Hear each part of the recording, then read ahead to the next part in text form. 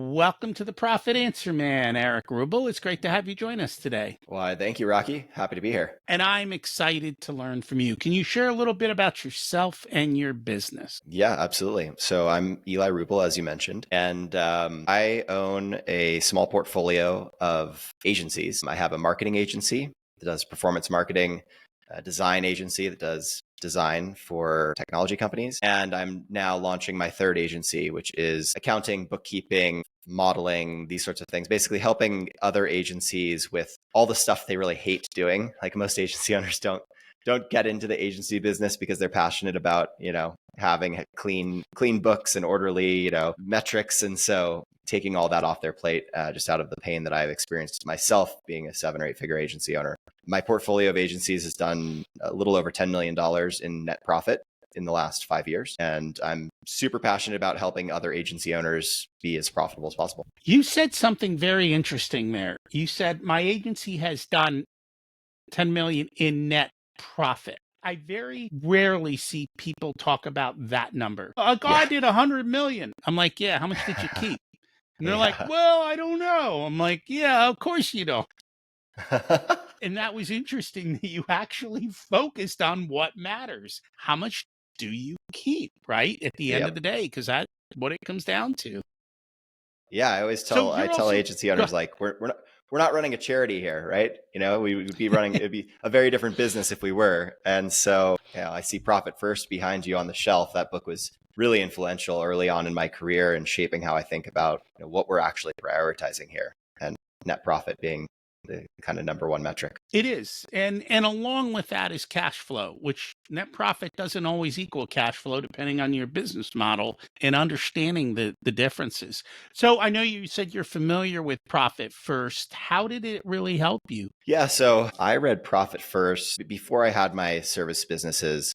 I was the founder of a software company that eventually was acquired. I also acquired an e-commerce business that was eventually bought out by private equity. And while I was turning around that e-commerce business that I had acquired, I was really struggling to make it as profitable as it needed to be initially. And so I found Profit First, and I think it was a family vacation. I was sitting on a beach somewhere in Hawaii and started reading that book, and it just completely shifted my headspace around how I should be running things. And ever since then, my ethos for my own agencies and for other agency owners that I talk with about their profitability, it's unpacking this misconception that a lot of business owners have where they see things that they think the business needs, or that someone in their business asks them for, and they purchase it and they make that decision, and then they're shocked at the end of the month when the business wasn't as profitable as they thought it should be or wanted it to be. And it's this kind of like hope strategy, which is not a strategy that the business will be profitable, as opposed to reverse engineering and saying, here's what the business can afford from a numbers perspective to spend on certain parts of the operation. And there you go. There's the budget. We're not spending a penny more than that. So I like this process of reverse engineering, starting with the profit number that you have in mind. So, as a specific story to tell, when I launched my first agency, my goal was get to $40,000 a month in net profit, because I thought, I was much younger at the time. I was like, I can't possibly imagine what I'd spend any more than $40,000 a month on. So that was my goal. We ended up getting there in 6 months from the start of the agency, just simply by reverse engineering. Okay, like, we know we can only spend on these things. We know that this is how much each of these roles is going to cost us. We know this is how much revenue these roles can support. And so I basically had this blueprint that got me to that number. And then we changed the number to 1.5 million in EBITDA. And then we changed that number to, eventually in our peak year, we hit 4.2 million in EBITDA with that business. It's all from reverse engineering the outcome that you want and staying very true to that model. Was it hard to stay true? Of course. Yeah, of course. And it's easy to say things like that. And you write posts on LinkedIn and things come off as very black and white. Nothing's black and white, right? Like, there's always the gray area. Sometimes you deviate a little bit. But I think it's, as long as the intention is that you're trying to average out as close to the plan as possible, then, sure, some months you're gonna falter in one direction or the other. But as long as you and your leadership team have that conviction and that clarity in the plan, the businesses end up being a lot more profitable than folks who just wing it. It is. It's funny. I was on a call with Mike yesterday, and he went into far more depth than I've ever heard him go into about the psychology of profit first and the mindset of the behavioral changes that it elicits. And at the end of the day, I think that's really what it's about. It's changing the behavioral way that you look at things. And that's what you said. You said, I changed the way I looked at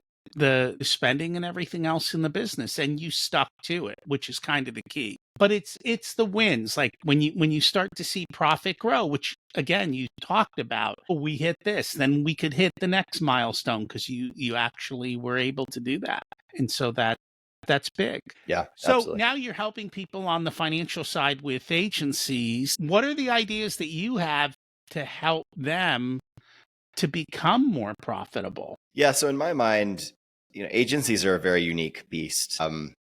And I think a lot of agency owners end up getting support from folks who are spread across a variety of industries as opposed to folks who are like deep on the agency space.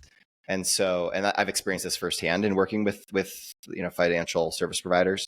And so what I wanted to do is bring together the confluence of financial data, operational data, and team data to surface key insights for these agency owners and their leadership teams so that they can make more profitable decisions before the results come in at the end of the month or the end of the quarter or the end of the year. So they're not caught off guard and expecting one result, but getting something else. And so there are all sorts of different levers that agency owners can pull and metrics they can pay attention to really control their margins. And I don't hear that many of them until they get to like a really scaled level, call it, north of 100 employees, that they bring in people who actually have this expertise and maintain these programs for them. So I'm trying to bring those same levers to agency owners who maybe are just north of $1 million, between $1 million and maybe 20 million in top line. If we were to pick maybe some of the top KPIs that you would tell them to look at, what would they be? Yeah, absolutely. So I think one of the ones that is probably rings true for almost every single agency owner listening, we can all relate to that feeling where maybe you lose a client and suddenly you find yourself overstaffed, or maybe you close a client that you weren't expecting to close and you find yourself suddenly understaffed, and your team is either super inefficient and you're burning cash, or your team is super burned out and your work product suffers as a result. And agency life is a series of swings in that either one of those directions. Rarely are you just comfortably cruising in the middle. Certainly if your business is growing, that's not the case. And so the question is there a metric that we can use as a leading indicator to understand what to expect out of the business in the coming 30, 60, 90 days from a capacity perspective? And so we surface a metric for our clients where we look at what does their team's utilization look like currently? What is their average close rate in their CRM for the past 60 days from the last funnel stage prior to close one to close one? Then we take that conversion rate, multiply it by the amount of pipeline sitting in that second to last funnel stage. And I know this sounds like a boring math equation, but essentially what we're trying to get to is, based on your current capacity and based on the amount of revenue sitting in your CRM that is likely to close based on your historic conversion rates, you're either going to be overstaffed or understaffed by this percentage in the next 60 days. And that's a really profound insight for agency owners, because most of the time, we're having calls with our sales team saying, hey, like, how's it looking? Do you think we're going to close these deals? And it's all just based on gut feel. And rarely do agency owners take the confluence of this like team utilization data and sales CRM data to derive answers that are much more concrete and accurate. I call those leading metrics. And yes, they apply to every single business. You should know what is coming ahead of when it's coming. And what we'll do, depending on the business, a lot of times we'll even, especially for businesses that have larger potential sales, we'll actually have them list out. Because in those, especially if you've got $1 million business or $5 million business, you might only have 10, 20, 30 of those top leads for a $50, $100, or $200,000 proposal. And we'll just have them lay them all out. And then we'll ask them to put them in a stage. And then we just multiply it by the percentage of the stage. So if it's a low level, that 20%. If it's, hey, they're signing next week, we put them at 90%. And then they can see essentially the value of their incoming funnel. And then just like you talked about, we do like to look at labor efficiency, like how much is your labor cost versus your gross profit? And what does that look like as a percentage? Is there enough money there to that are the people being well utilized? But I also want to look at it almost on an individual basis because not everybody works at the same level. And so some people might be super effective and other people might, be burning your budgets and you don't know it, which is the other thing I like to look at. You said the project was going to require this much time. How long are your people really taking? Because Yeah. then you can appropriately bid it out the next time, or you can go have performance conversations with people in that, because those are leaks that don't necessarily show up on dashboards, do they? They're Yeah, hidden. Everyone that's looks so busy, but yet nothing's getting done. and I think that's where it's interesting to layer in some operational data like CSAT or NPS scores by client on top of the team that's servicing those clients, because then you can get a sense for, the team says that they're super overwhelmed and we're seeing a sudden like a drop in CSAT.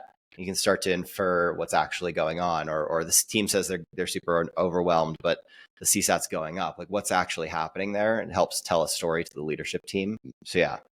Marketers are good at marketing themselves, I'm guessing. Yeah, they tend to be. It's funny because marketing agencies go out and they promote how much they can grow your revenue, but they don't always look at what's the gross profit of the business to say, if you spend X amount on marketing, can you afford it? And that's outside the agency. But I think an agency that does that well can show a potential client the return on their investment in their agency. Yeah, I think it just depends on what type of clients you're working with, right? Like as an example, one of my agencies works with large B2B software companies, and there's only so far down in the funnel or so far down in the P&L, so to speak, that we're allowed to see as an agency. And, there's our swim lanes, stay in it kind of a thing. And you have to rely on their team to say, here's what we can afford, here's what we can't. So it can be challenging at certain size customer base or certain ICP to have the impact that you'd like to have, that you wish you could have on that. No doubt about it. And not everyone is willing to share their numbers. So that's the other thing. And I think the key there is at least making sure your client knows their numbers so that if they won't let you do the calculation, they can do it for themselves. Which kind of brings us to the next question, which is what everybody's always asking. How do I grow? How do I increase my sales and grow my agency and make it bigger? Yeah, so I think the best thing that agencies can do to grow is to not focus on growth and instead focus on retention. Because so many agencies will focus almost exclusively on growth, and they'll be putting good revenue into a leaky bucket, and then they'll be trying to keep this constant never-ending game of things are falling out of the bucket because you're churning clients, and then you're trying to fill the bucket back up because you're freaked out because you're losing clients. It's like, well, you'd be much better off just slowing down for a second, figuring out why customers are leaving, making sure that your offering is as sticky as possible, getting your lifetime value up, your retention metrics up, your expansion metrics up, and then focusing on driving growth. And I think a lot of agencies just tend to chase the shiny, easier thing, which is add more business. To answer your question more directly, though, my sense for what agency owners should be doing is being really diverse about their sources of revenue. Whenever you get into the trap of, like a lot of early first-time agency owners will be really proud of their referrals. Like, we get so many great customer referrals. That's our primary source of revenue. And I used to be one of those. I was really proud of that. And then I learned over time that that's actually a really risky place to be in, because you can't control referrals. They happen when they happen. It's just, you can't control it. And so while that's great, that should just be kind of this thing that happens in the background. It's table stakes, and you should find other channels that you can control, or you can at least influence more meaningfully. So when I think about channels, I think about, for my businesses, it's heavy on LinkedIn, organic. It's collaborating with other influencers in the space and, co-branded content, outbound sales, cold email, nothing novel. That's the thing, is I don't think there's a silver bullet for growth. I think if you're doing a pretty even spread of generating an even spread of leads across 5 different channels, that's a pretty healthy place to be in, and something you can begin to rely more predictably on. It's a lot, well, I should say, I think it's a lot easier to keep a client than it is to find another one. At least that's generally the case. So making sure that you don't have that massive churn, I think, is super important. And I know every time you say stuff, you say agency owners. Here's the reality of it. I deal with all kinds of business owners. They're all the same. It doesn't matter if they're an agency owner or a plumbing company or a builder. They all face the exact same problems. I think we're all people and we're all business owners, and every single industry has the same issues in these types of things. What I like, though, is stealing ideas from one industry and bringing it over to another that doesn't use those techniques. But yes, I think we all face that. The other thing that we all face is the business owner is stuck in the day-to-day grind. And I don't know if they're stuck there or they put themselves there and they won't let go, or they haven't built the systems and the processes. So how do we get them out of the grind? Yeah, I mean, this is a topic that I'm really passionate about. For the last handful of years, I've been working 25 hours a week. Really big proponent on creating the balance and making sure that the business serves me. Again, I come from this selfish place. Like, I'm not doing this for funsies. I'm doing this because I want to create a certain lifestyle for myself. And so all of my decisions need to serve that lifestyle, assuming that I'm a kind human and being good to the people who work for me. But like, other than that, it's about creating the lifestyle that I want. And so I think the first thing a lot of business owners fall into is like, they believe that they're the best person to do any task or to do most tasks. They're like, I'm either the smartest or the most qualified or the most capable. And in some cases they may be right. But the reality is there's someone out there, and there are plenty of people out there that are going to be better at that thing than they are. I'm like myself, I'm a generalist. I can do a lot of things fine, and I can do a lot of things quickly. And so that's a skill. But at the end of the day, like, I'm not the best person to be doing project management. A project manager is. I'm not the best person to be, doing HR. An HR leader is. I'm not the best person to be selling, even though I'm the owner and I'm passionate and but a salesperson is going to be way better at sales because they have more time to do follow-up than I do. And they're going to be more thorough in ways that I just simply don't have the bandwidth for as the owner of the business. And so I think that the first step is acknowledging that you're not the best person to be doing all of the things, and to begin trusting and delegating to others in some of these big categories. And you can start with the ones that you're not good at. And the challenge is eventually you need to give up the ones that you are good at. So like the final frontier for me was giving up sales. I'm great at sales. But yeah, I hired someone from one of the best selling organizations in the world, Salesforce, and her close rates are higher than mine, simply because she has a stronger process, more attention to detail, isn't juggling the rest of the business, and she's just as charismatic as I am. So I think that's the first step. Then there are like some tactical things that business owners can do. I'm pretty passionate that one of the first hires a business owner should make is an EA. And that's because in the beginning, and just in general, whose time at the company is the most valuable and the most high leverage? It's always the business owner, right? It's like, if you can double your time and make yourself, clone yourself, then that would be the most high leverage thing you could possibly do. And a good EA helps you do that to some extent. And it also helps take you out of the minutia. So step 1, EA. Step 2, acknowledge that you're not the best person for every single task. Step 3, begin hiring and trusting people to handle the tasks that you're even the ones that you're good at. And that, I think that gets business owners like more than 50% of the way there. At that point, you can be working 25-hour weeks or even less if you want, pretty comfortably. I just took the leap myself of actually removing myself fully from both of my businesses. So I hired GMs to run them, and I removed myself from our Slack, our internal communication system. And that was the kind of the final leap, was deleting myself from the ability to even talk with my employees. So it's been a process. It is always a process. And I've noticed a lot of people struggle when they hire an EA, because you have to train the person to be like you and the way that you are. And they don't always do that, or they don't give over total control, or there's trust issues. There's a whole variety of issues. I think you have to find the right EA that matches you. Everyone has different personalities. It's knowing who you are and finding a person who can work in a way that you're comfortable with them working with you and to match your style. And I think that's a big part of it, is taking the time and putting the effort into this, not just hiring somebody and thinking it's going to get solved. You actually have to train them on how and what you want them to do in the way you want them to do it. And even kind of your thought process behind it, the why, so to speak, because otherwise it won't get done the way you want, which is a problem. Yeah, absolutely. To your point, Rocky, it's taken me. I've hired three EAs in my career that have stuck, and without fail, each one of them has taken about a year to get to the place where I really truly feel like if I got hit by a bus, they would be able to successfully navigate, being me at least enough to hand off to someone else, right? And that's kind of the litmus test. Is like, if I get hit by a bus and I need to go on a month-long vacation to Italy suddenly,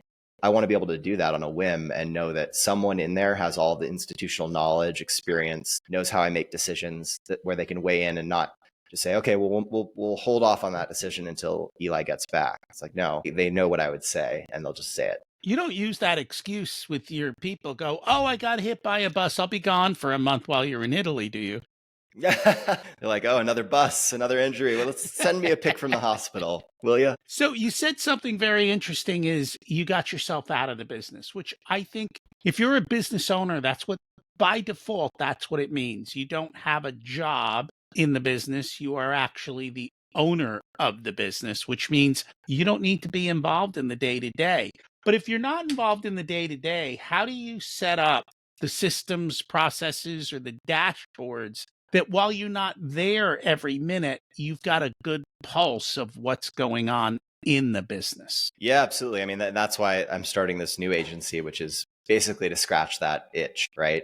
I want the financial rigor and the visibility into these businesses from, my phone on a beach, to have a really clear picture of how things are going, both leading and lagging indicators. But I think those systems and processes have to be set up before you leave. Like you can't hand the keys to a GM and say good luck and expect great results. There has to be some amount of infrastructure in place at the outset, right? Bringing in someone like yourself to make sure that the ship is tight and that you trust that things are going to be measured and run in the way that they need to be before actually taking the leap and handing the keys over. And I suggest little leaps, right? If you're like typical business owners, you never take time off. So let's start with a day or two, and then we can start with a week, and then we can start with a month, and then you can eventually get way out of the business. But don't just think you can walk away and you'll get the results you want if you don't have systems, processes, and dashboards in place, because you may come back to a roaring fire,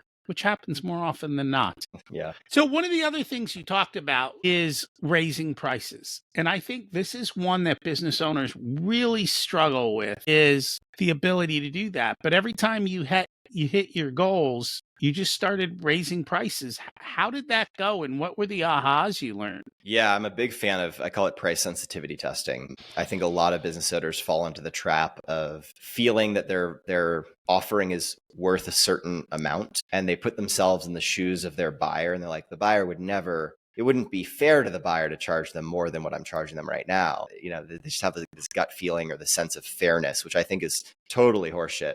And I think what that ultimately is imposter syndrome, right? You're just afraid to charge higher prices, and rather than letting the market dictate what they're willing to pay, you're just assuming for them, which is silly. So my methodology here, and mind you, it's a methodology now, but when I first was doing this, it was just the way that I was kind of experimenting. And then in retrospect, I realized I followed this pattern across my career, and it's worked for me. At least in the agency business, but really any business, as you grow, you get to a place where you're suddenly at capacity inherently, right? You close enough clients and you find yourself like, wow, we really can't take more than one or two more clients or one or two more customers before we need to grow our team and expand our capabilities. And that is like this perfect natural moment to raise your prices to some obscene level, because you don't, like, part of you doesn't even want the prospect to say, yeah, I'll take it, whatever the price is, because you have no way to service it. If they say yes, then holy shit, you better have a great recruiter on speed dial, because now you're going to have to expand the team more quickly than you're planning. It's the perfect time. So at that point, whenever we reach capacity, or get close to capacity, call it like 85, 90% capacity, I double my prices. And it depends. I say double. It really depends on the stage of the business. If you're early in your first, call it 1 to 3 years, I would double my prices at that, like every time I get to capacity, because most businesses, when they're first starting off out, value themselves, they undervalue their services, and the market's willing to pay more than they think. I'll give you a specific example of this from my career. When I started my marketing agency, we were charging $3,500 a month. And we did this price sensitivity testing thing where every time we got close to capacity, doubled our prices. In 3 years, we were charging $45,000 a month as our baseline retainer cost. And so I could have never imagined that we could possibly go from 3,500 to 45,000. It's a crazy leap, but people were willing to pay it. And the customer changed and evolved over time, certainly. But if I hadn't been willing to take the leap and try, we would have just continued selling $3,500 deals to today. So I'm a big fan of price sensitivity testing. That was a massive leap. Yeah, that was the business that did the 4.2 in EBITDA in a single year. How long did it take you to go from where you started to that top level? It was about 3 years. So that business started in 2019, and our peak year was 2021. Okay. Takes a while, but you have to do it. And I think that's the problem. That's what I always tell my clients when they get up to capacity and they're not sure. I'm like, why don't we just raise prices and that'll solve the problem? Because either you'll start making more money and then you can afford more people, or they'll go away and then you won't have to say no to them, right? And so it creates that nice thing to let you off the hook so that you can do what you want to, it makes it easier. It takes the motion out of it. Well, there's nothing to lose for the business owner, right? They're at capacity. No. Yeah, well, come on, I can do one more. Surely we can push it on the team. That's the way they behave. I get it. I know what it is. There's always one more.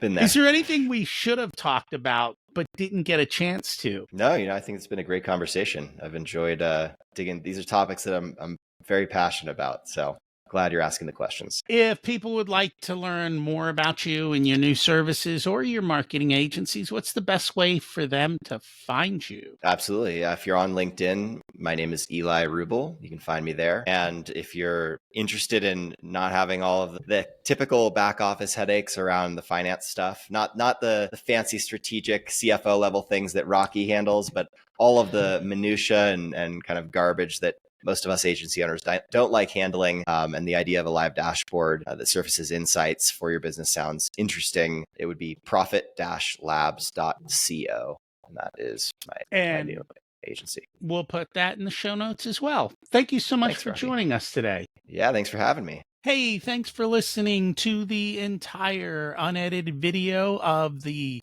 Profit Answer Man podcast. You can actually get the full podcast in audio only format here on YouTube or any other of your favorite podcast players. Don't forget to go check out episodes 1 through 13. They lay out the foundation of Profit First in the book and how to get started. In addition, we've got hundreds of episodes for you to check out.